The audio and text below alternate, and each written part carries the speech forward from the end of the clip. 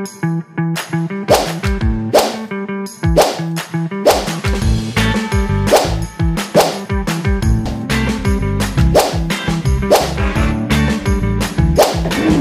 araw sa inyo mga bata. Magandang araw din po, Mami. Bago natin sisimulan ang ating talakayan ngayon, ay magpakilala muna ako sa inyo. Ako si Binibining Jayan. Ano nga ulit ang pangalan ko mga bata? Si Binibining Jayan. Okay. Mga bata, maaari ba kayong tumayo para sa ating panalangin? Marichel, pangunahan mo ang ating panalangin sa araw na ito. Sa ngalan ng Ama, Anak, Espiritu Santo.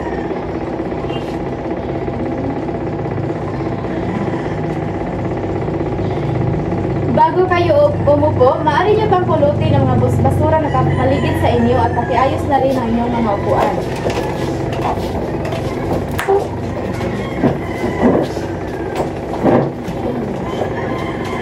Magandang araw ulit sa inyo mga bata. Magandang araw, Binibining.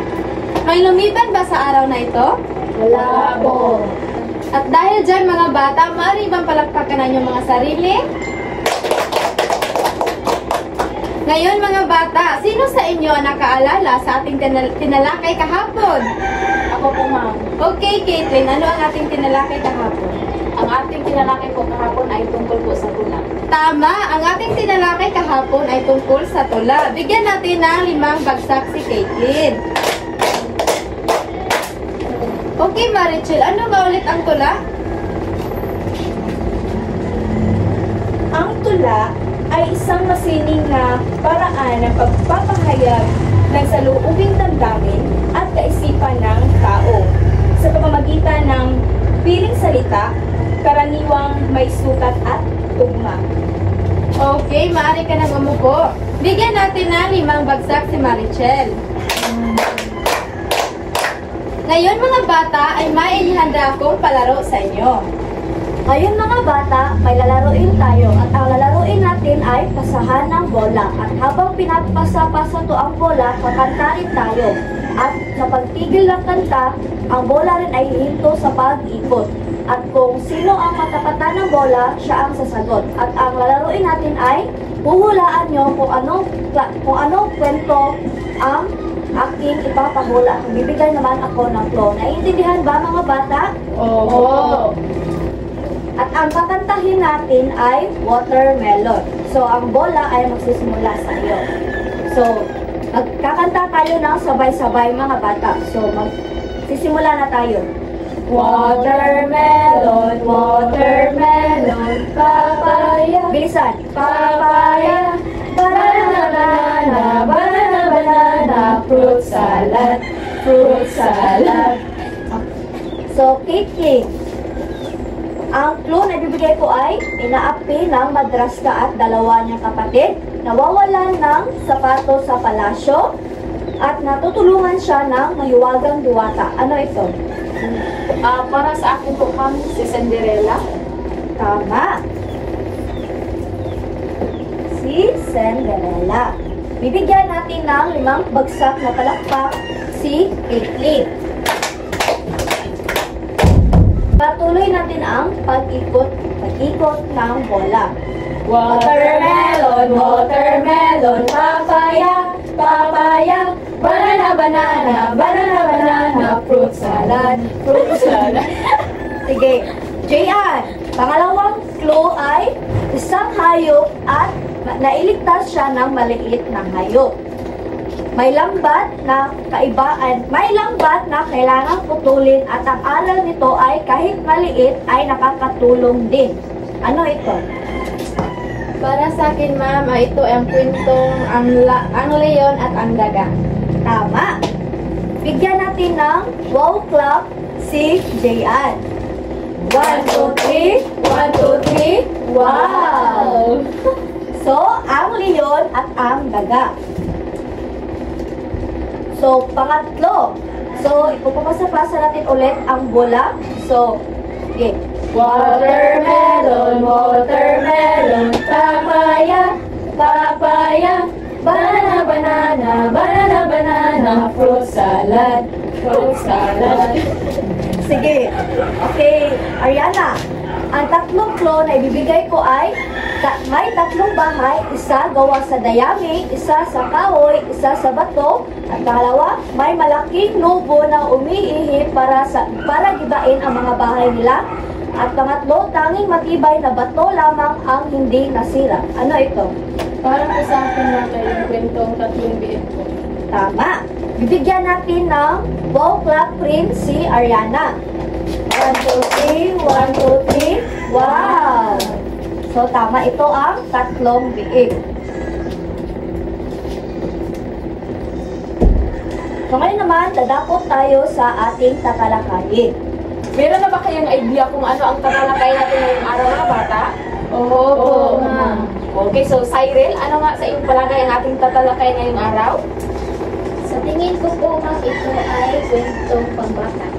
Tama. So, yan ang ating tatalakay ngayong araw, ang kwentong pambata.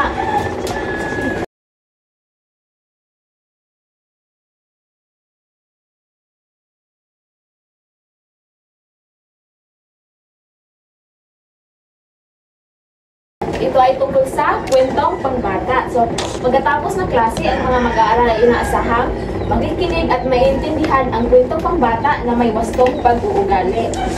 Maipapadama ng mga mag-aaral ang pagpapahalaga sa kabutihang asal at pagtutulungan matapos mabasa ang isang kwentong pangbata.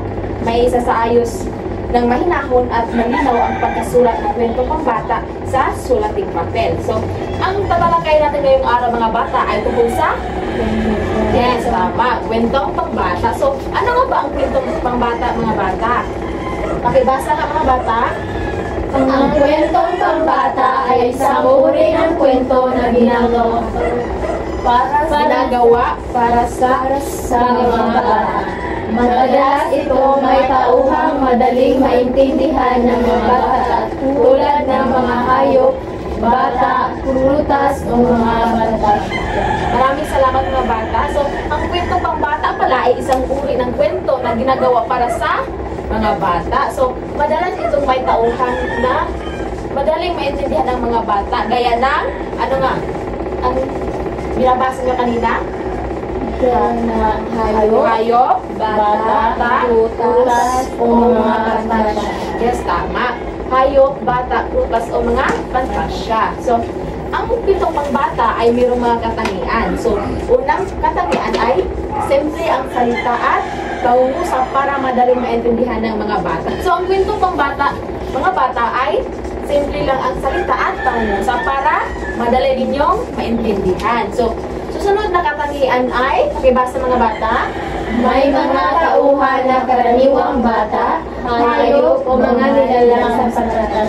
So, ang tauhan sa kwentong pambata ay mga bata, hayop o nilalang. So, bakit kaya mga bata? Bakit kaya ang karaniwang mga tauhan sa kwentong bata ay mga hayop o mga nilalang sa pantasya? Ariana? Para kumainganyo ang mga bata. Yes, tama. Para maengganyo ang mga bata. Bigyan natin ng 5 bagsak si Ariana. 1, 2, 3, 4, 5. So, ang pangatlong katangian ng kwentong pambata ay, pakibasa, mga bata, May aral o leksyon na itinuturo. okay, so, ang kwentong pambata ay may aral o leksyon na itinuturo. So, ano kaya ang mga aral na tinuturo sa kwentong pangbata? Magbigay kayo ng halimbawa, Cyril. Pagmamalasakit sa kapatid. Okay, pagmamalasakit sa kapwa. Tama. Bigyan natin ng 5 bagsak si Cyril. 1, 2, 3, 4. So, ang pang-apat na katangian ng kwentong pangbata ay nakakatuwa at nakakaintriga para mahikayat ang mga bata na makinig o magbasa. So, ang kwentong pangbata ay ginawa upang kayo ay matutuwa. Para mahikayat kayo na makinig o magbasa ng mga kwentong pangbata. So, yan ang mga katangian ng kwentong pangbata. So ang kwentong pangbata ay karaniwang simple ang istorya, puno ng leksyon, at naglalayo magturo ng mga asal. So, gaya ng mga halimbawa kanina, mga bata, yun ay kwentong pangbata. Gaya ng, ano nga yun? Si Cinderella, ang leon at ang daga, at ang 3 biik. So, ito ay mga halimbawa ng kwentong pangbata. So, ang kwentong pangbata ay mayroong mga layunin. So, ang halimbawa ng mga layunin ng kwentong pangbata ay Una, pakibasa mga bata. Turuan ang mga bata na maging mabait at responsable. So, ang isang layunin ng kwentong pambata ay turuan ang mga bata upang maging mabait at Responsable. Tama, responsable. Susunod na layunin ay Hikayatin silang mag-isip ng mabuti tungkol sa kanilang mga ginagawa. So, isa sa mga layunin ng kwentong pambata ay hihikayatin ang mga bata upang mag-isip ng mabuti tungkol sa Kanilang mga ginagawa ko. Opo. So, ang pangatlong layunin ay Pasiglahin ang kanilang imahinasyon at pagmamalikhain. So, isa sa layunin ng kwentong pambata ay pasiglahin ang imahinasyon at pagmamalikhain ng mga bata. So, sa anong paraan kaya, Jayan? Iulit na po yung tanong, ma'am. Sa anong paraan napapasigla ng kwentong pambata ang imahinasyon at pagmamalikhain ng mga bata? Tungkol sa kanilang mga nakikita, ma'am. Tama. So, tama si Jayan. Tungkol sa kanila nakikita at nababasa sa kwento. So, bigyan natin si Jayan ng magaling na palakpak. So, alam niyo ba yun mga bata? Opo. Okay. Maaari bang tumayo muna kayo? At harapin niyo si Jayan. Isa, dalawa, tatlo. Isa, dalawa, tatlo. Magaling, magaling, magaling.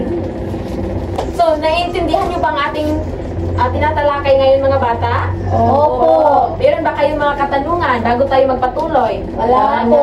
So, kung ganon, wala kayong mga katanungan, meron na akong kwentong babasahin. At ang pamagat nito ay si Mocha ang asong mapagmalasakit. So, makinig kayo ng mabuti dahil pagkatapos, meron akong inihandang mga katanungan.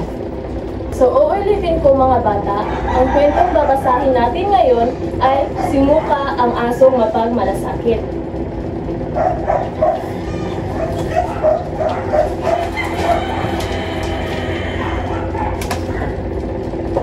Si Mocha ay isang munting asong kulay kape na ubod na likod at lambing.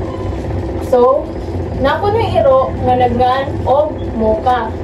Ang iyang color kay kulay kape o kanang luhag kuno kay siya nga pagkairo o pwede niya nga kanang lambing sa iyahang amo. Araw-araw, sinasamahan niya ang batang amo niyang si Tala sa paglalaro sa bakuran. Mahilig si Mocha tumalon, humabol ng bola at magwagaway ng buntot sa tuwa. So, si Mocha kuno kay kanang hilig niya nga kanang kuyugan niyang amo sa kanang bakuran gani magduwa sila.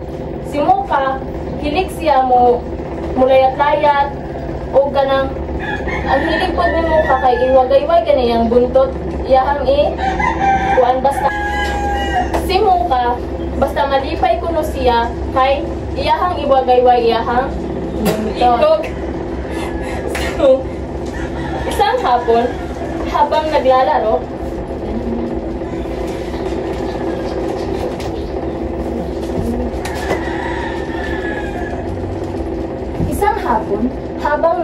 sila, may narinig si Mocha na mahina at umiiyak na tunog sa likod ng halaman. So, usa ka hapon, habang nagduwa sila, nay nadunggan si Mocha nga kanang hilak nga tingog sa luyo sa ilahang halamanan. So, tumigil siya, tinaas ang tenga at agad na lumapit. So, nihulong si Mocha ug iyahang kuan ang iyahang dunggan ug nidurog siya. So, nakita niya ang isang kuting na nanginginig at natatakot.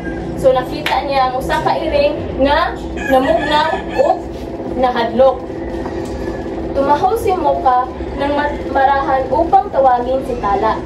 Tala, tignan mo, may kuting. So, pagkakita ni Mocha sa kanang iring nga naghilak, iyang gitawag ni kuan siya, ni aw-aw siya og kusog para iyang tawgon niyang amo nga si Tala. Tala, tignan mo, iyang iyang tingnan si Tala. Tala, kanang tanawa. Naay ka ng iring. So, parang sinasabi ng kanyang mga mata. So, sa pagkuhan sa iro, gamit ang iyang mata. Lumapit si Tala at dahan-dahang kinuha ang puting. So, nidool si Tala, o hinay-hinay niya kuha ang iring. Kawawa naman ito. Muka, salamat at nakita mo siya. Dinala nila ang puting sa loob at binigyan ng gatas at kumot upang uminit. So, pagdoon ni Tala, iyang gikuha o hinahinay ang iring, niana si Tala nga, hala kaluoy ani oy, muka salamat kay imong nakitaan ang iring. So, pagkahuman, gidala nila ang iring sa ilahasod o gihatagan nila o gatas o kanang habol para mainitan ang iring. Pagkalipas ng ilang araw, naging malakas at masigla na ang puting. So pag mga pila ka adlaw, ang iring kay nibalik ang kanang lakas sa iring kuno o sigla.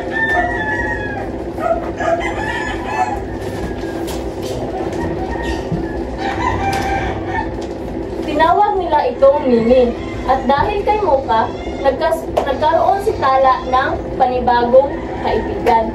So ilang gitawag ang iring o Mimi, ilang gingandan og iring. Ang ilang gingandan og Mimi ang iring. So tungod ka Muka, naipag-unga amigo si Tala. Mula noon, araw-araw ay magkakasamang naglalaro sila Tala, Muka at Mimi. Lagi silang masaya dahil si Muka, kahit aso lamang, ay puno ng tapang, malasakit at kabutihan. So, sapad kuno ato, adlaw-adlaw na silang magkuyog og duwa. So, pirmi sila malipayon kay bisag ka ng inuura daw si Muka na siya'y malasakit sa iyang kapwa o puno og kabutihan iyang loob. So, naintindihan niyo ba ang kwento mga bata? Oo. Kung ganon, meron ako ilang katanungan sa inyo. Sino nga ba ang bida sa kwento mga bata? Si Muka. Ano ang pinapakitang katangian ni Muka sa kwento? Mapagmalasakit. So, tama. Bigyan ng 5 bagsak ang mga sarili mga bata. Bata kay magkatabang sad ni siya sa atuang kita mahimutang maayong impluwensya sa atuang kulturang Pilipino.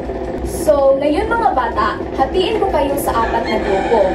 Bawat grupo ay pumili ng isang kwentong pambata at isulat nito sa bond paper.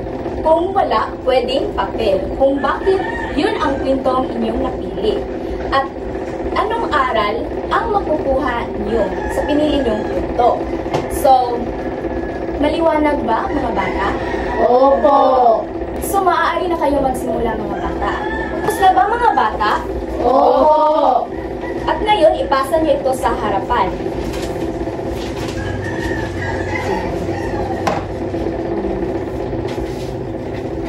Ngayon, may ibibigay akong mga katanungan at sasagutan ninyo ito ng 5 minuto.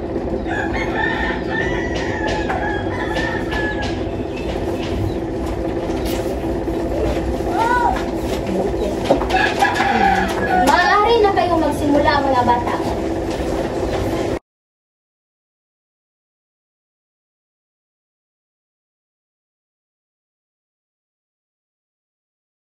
Tapos na ba mga bata? Opo. Mabuti. Ngayon, ipasa ninyo ang inyong mga papel sa inyong mga harapan at huwag na lang tumayo.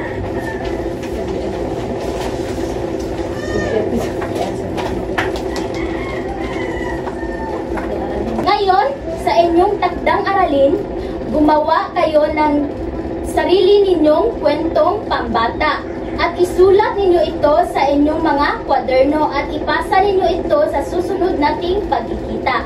Maliwanag ba mga bata? Oo. Bago tayo umuwi, pulutin muna natin ang mga basura sa ating paligid. Pagkatapos, ayusin natin ang ating mga upuan at bago tayo umuwi, manalangin muna tayo. Ngalan ng Ama, ng Anak,